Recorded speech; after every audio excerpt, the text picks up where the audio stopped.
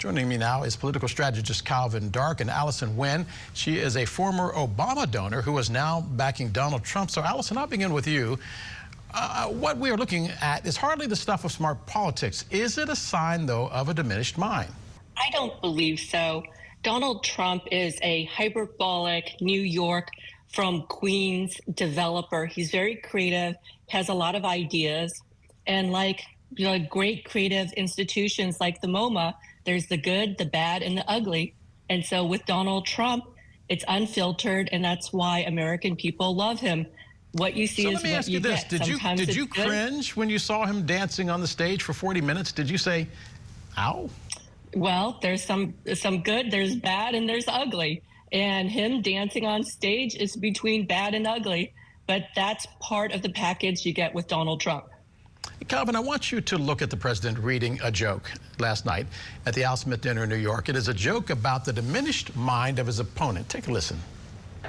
The fact is, we need new leadership in this country. Right now, we have someone in the White House who can barely talk, barely put together two coherent sentences, who seems to have mental faculties of a child, it's said.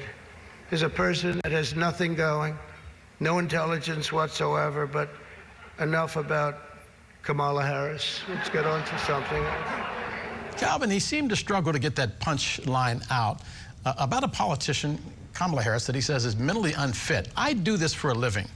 If you're going to attack somebody as being mentally unfit, that seems to be the one thing you really want to rip off. It almost seems like he could not. All this time and he still can't pronounce the name right.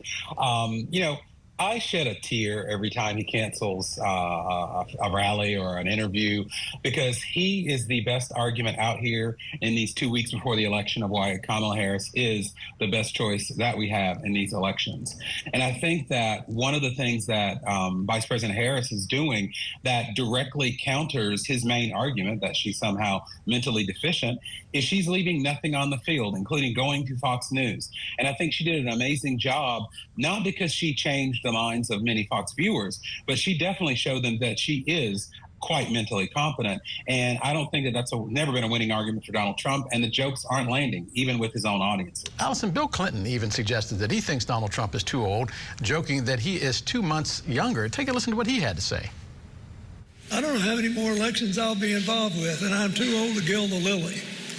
Heck, I'm only 2 months younger than Donald Trump.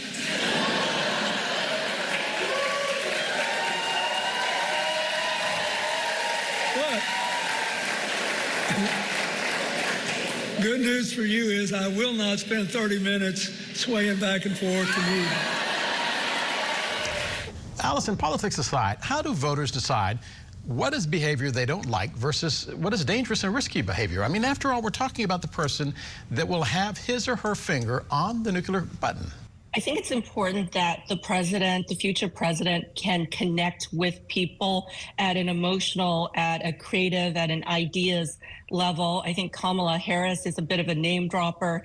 She comes across as Hillary Clinton. Oh, I'm going to shoot someone with my Glock. What exactly does that mean on Oprah? Well, my staff will take care of it.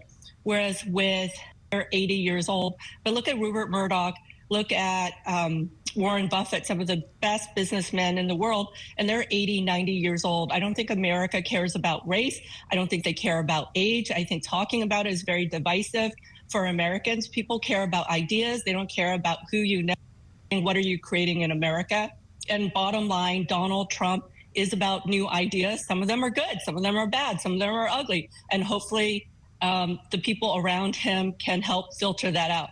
You know, I see the Obama poster behind you, and I know that's one of the things that made you famous, and now you're backing Donald Trump. If you had your druthers, would you take Barack Obama or Donald Trump?